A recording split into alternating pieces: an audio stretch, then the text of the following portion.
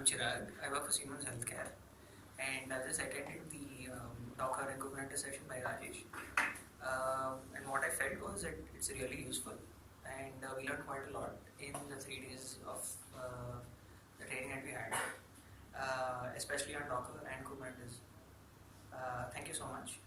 This is really good session.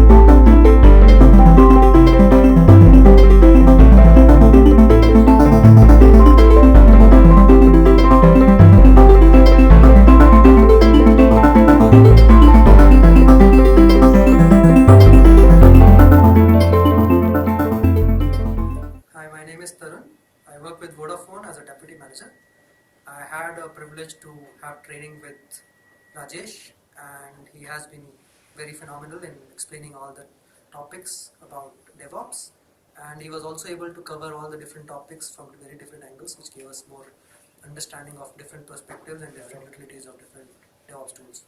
So thank you very much, Rajesh, for having this session, and look forward to working with you in the future.